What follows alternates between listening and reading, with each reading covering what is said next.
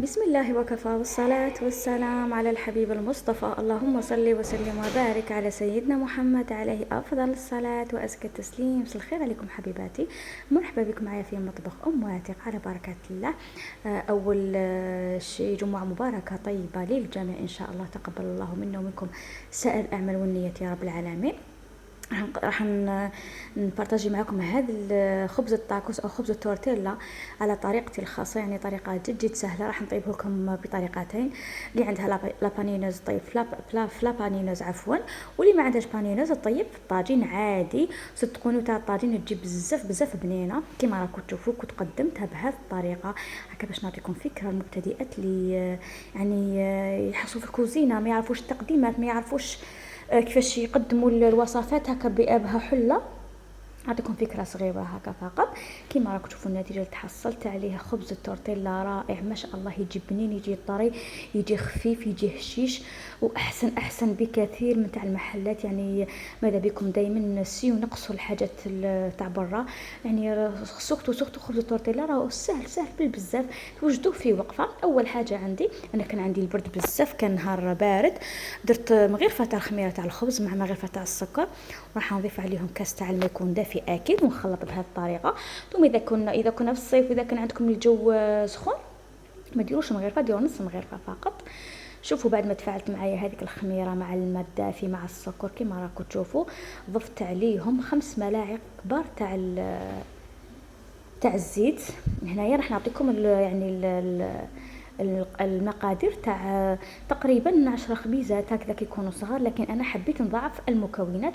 هنا ضفت الملح، زدت نص كاس تاع الماء. يعني هنا اللي يحبوا كميه اكبر كيما انا نحب دائما كي ندير خبز التورتيلا يعني نديرو الوجبه اللي حنديرها فطور او عشاء، ونخلي شويه في الكونجيلاتور. راني خبيت معكم للاسف ما صورتش كيفاش خبيتهم، معليش. راح ندير بهم مملحات ان شاء الله في الايام المقبله بنفس الخبز اللي خدمته معكم. خبيت شويه وخدمت به اليوم شويه، سورتو في رمضان اللي ما عندكمش الوقت. يعني الخدامات ماذا بهم يخدموا كميه كبيره ويخبوا في كونجيلاتور، كي يحبوا يديروا مملحات يكونوا مزروبين ولا ما ماشي قادرين ولا يكونوا عندهم اي ظرف، يجبدوا غير خبز التورتيلا تاعهم برك ما يتوشيوهش كامل، يحطوه بجيه واحد 10 مينوت يدي كونجلي وحده، يولي ما شاء الله. وتحشيوه باش حبيتو، تحبوا ديروه عادي كيما خبز التورتيلا وتبريسيوه غير في الطاجين ولا في البانينوز، تحبوا تتجوزوه في لاشابلور في البيض ولا شابلور وتقليوه، يولي كيما شغل باني، يجي ما شاء الله. كيما شفتوني بعد ما درت نص كاس تاع الماء عادي جمعت بالماء. يعني الخبز التورتيلا اسهل ما يكون، يعني باش تفهموني المبتدئات، خبز فطير يعني العجينه تاعو هي خبز فطير، ضيفي لها شويه خميره فقط. هذه هي خبز التورتيلا، ما يندلك ما ينعجن ما والو، يتلم كامل هكا، يتلم بهذه الطريقه وخلوه يريح. هو قد ما يريح قد ما يجيكم خفيف ويجي شباب. هنا عندي شويه تاع سكالوب، يعني دوزنتها على طريقتي، راكم تعرفوا طريقتي في الشاورما. واللي يحب طريقه بالتفصيل يولي الفيديوهات السابقه، واللي يخلي لي تعليق راح نحط لكم الوصفه تاع الشاورما في صندوق الوصف، فكروني فقط. كيما راكم تشوفوا بعد ما تضاعف ضاعف حجم العجينه عفوا، ضاعف يعني حتى ديجا جات حتخرج لي من الغيسيبيون، نفشها كامل او نحبط لها هذاك الخمور، نخليها تختمر للمره الثانيه. كيما راكم تشوفوا الشاورما تاعي انا ما حبيتش نشفها، حبيت شويه لاصوص، لانه هذيك لاصوص نسحقها راح نضيف فيها لا بيشاميل. صدقوني جات واحد البنه في هاد لاصوص، يعني خدمت صوص ميزون عادي كيما تاع يعني اللي تتشرى، لكن اكيد هذه تكون بنينه احسن واكثر. كيما راكم تشوفوا، شوفوا ما شاء الله كيفاش راهي مجمره. وصدقوني الشاورما تاعي تجي، يعني شوفوا سكالوب ما يكون عاصي ولا يكون شارف، يطيب يذوب. صدقوني كي تاكلوه يجي يذوب، يجي معمر بالبنه. شهيتكم ان شاء الله في الجنه. بعد ما رفت هذاك سكالوب تاعي نشفته، خليت لاصوص كيما راكم تشوفوا في المقله، ضفت عليها نص مغرفه تاع الزبده كيما راكم تشوفوا، 3 مغارف كبار تاع الفارينه، لاني حبيت القوام تاع البيشاميل تاعي يكون عاصي شويه، تكون شاده روحها هكا باش نطلع بها صلصه الجبن وتجيني يعني خاطره وتجي بنينه. كيما راكم تشوفوا ما نضيف لها لا ملح ني زيبيس ني، لانه هذيك الصلصه راه فيها كلش.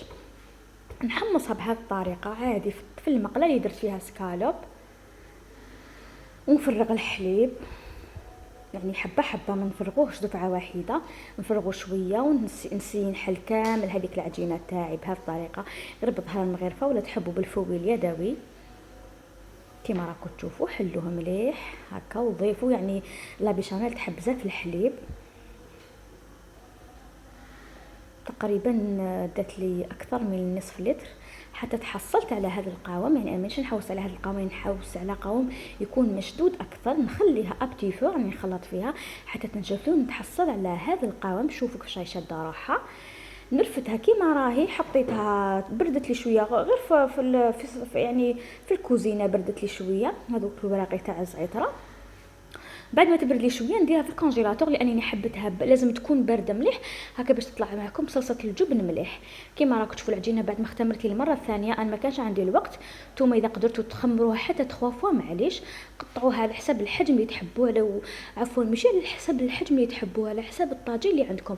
كيما انا طاجين تاعي كبير دائما ندير خبز التورتيلا تاعي كبير. نتوما الا عندكم مقله تاع لي كراب ولا المقله اللي طيبوا فيها لي كراب ولا طيبوا فيها خبز التورتيلا ولا طاجين ولا ديروه على حسابه، يعني الحجم تاعكم الحجم تاع الخبزه يرجع ليكم يرجع للطاجين تاعكم. بعدها قسمتها كالكوريات يعني شوفوا يعني عيني ميزاني ما وزنتهمش. درت لافارين في السنيوه تاعي وعاودت غطيتهم بهذه الطريقه بالطرشون يكون دافي، حطيتهم بجي خليتهم يختمروا قيس ما وجدت كملت الحشو تاعي كامل. وهنا درت الطاجين تاعي يسخن. شوفوا شوفوا ما شاء الله كيفاش راهي يعني قضاع في الحجم تاعها، يجي بزاف بزاف بنين هذا الخبز.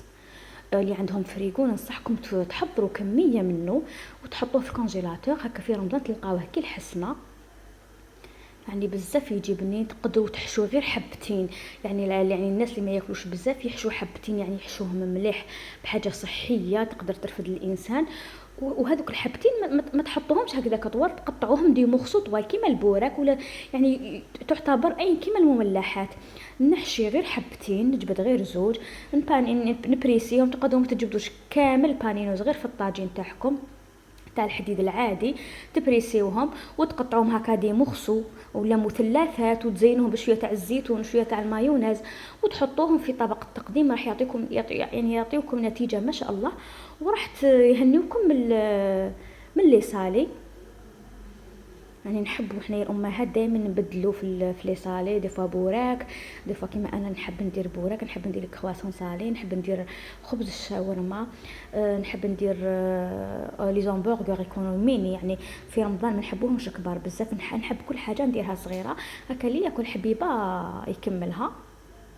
بعدها نجيب الطاجين تاعي العادي المعتاد اللي تعرفوه كامل، ندير فيه المسمن البغرير التورتيلا، ندير فيه لي كراب، يعني هذا الطاجين السحري اللي ما نستغناش عليه.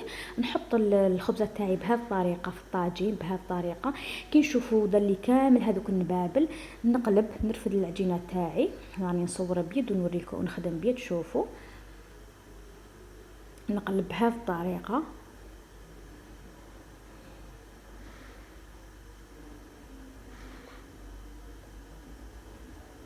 نخليها يعني السيو ما تقرمشوهاش مليح او بزاف، لانه اذا قرمشتوها كي تجوا تطويو الحبه تاع الشاورما تاعكم او خبز التورتيلا راح يتكسر معاكم. سيو خلوها شويه خضراء يعني قسمه تنشف فقط شغل كما يقولوا، تاخذ هذيك التحميره كيما راكم تشوفوا بهذه الطريقه فقط، ما تخلوهاش تطيب بزاف لانه راح نعاودوا نطيبوها وراح نعاودوا نبريسيوها وتطيب اكيد. ما تخافوش من العجين. كما راكم تشوفوا تحصلت على هذه النتيجه الرائعه. طيبتهم ليه يعني في وقفه طيبت اكثر من 10 خبزات، جوني تقريبا 12 ولا 13 خبزه والله ما شفيت عليهم. كما راكم تشوفوا شوفوا ما شاء الله طابوا لي كامل على وجه واحد، طابوا لي كامل يعني على قد واحد. كنت درت كميه وخبيت كميه في الكونجيلاتور، راح ندير بهم مملحات ان شاء الله معاكم قبل رمضان هكا باش نعطيكم افكار ونعطيكم. شوفوا ما شاء الله الخبز التورتيلا تاعي، شوفوا تلموا العجينه تاعي ما راهيش يابسه ما راهيش خشينه. شوفوا يعني غير تعبزوها تعاود تنحل وحدها. شوفوا يعني تقدروا ديروها كيما البوراك، تقدروا ديروها كيما البوراك العنابي هكا كاغي، تقدروا ديروها طويله. انا نحب كنت نديرها طويله كامل، يعني اللي ياكل حبه ما يعاودش يدير حبه، ياكل حبه دوزيام. وهنا لا بيشاميل تاعي بعد ما كانت في كونجيلاتور يعني بردت لي مليح جبتها درت لها كميه تاع لا موطارد، شويه تاع الملح، فرماج يعني حبيبات اللي عندكم، الفرماج اللي عندكم ديروه، ماشي لازم تلتزموا بالنوع اللي درتو. انا عندي هذا، درت هذا، درت تقريبا نص كاس او كاس غير ربع تاع الزيت، يعني على حسب الكميه اللي حبيتوها تاع صلصه الجبن. انا ماذا بيا نخدم بها الشاورما ونخلي او خبز تورتيلا، نخليها لوجبه اخرى او مملحات اخرى كنصيبها كما راكم تشوفوا. ونبقى نحل بهذه الطريقه. هنايا حسيتها كي ذقتها حسيتها مخصوصه شغل شويه قروصيه، ما كانش عندي الخل، درت شويه تاع القارص. كي ذقتها حسيت شغل مازال خاصها حاجه. تفكرت الخل، مي ما كانش عندي الخل، عوضته بالقارص. شوفوا القوام اللي تحصلت عليه، تتحصلوا على هذا القوام الرائع.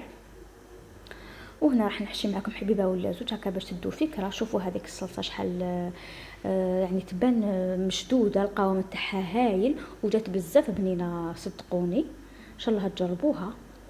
درت لي فريت تاعي، درت شويه تاع الشاورما من الفوق بهذه الطريقه.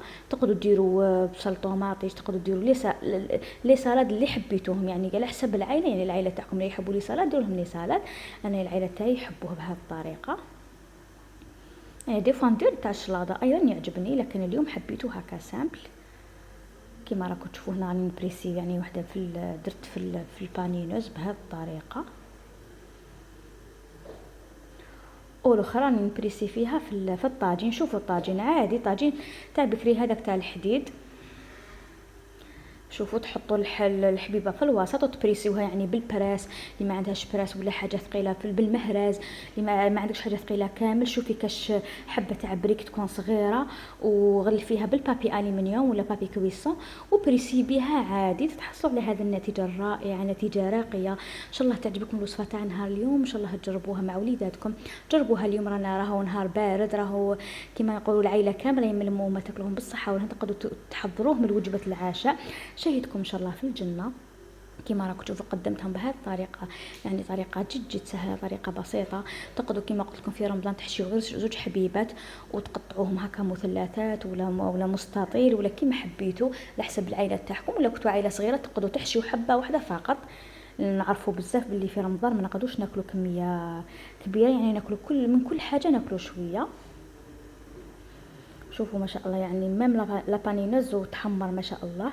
وفي الاخير نبقى لي غير نقول لكم تقبلوا تحياتي وتحيات مطبخ ام وثيق. جمعه مباركه، السلام عليكم.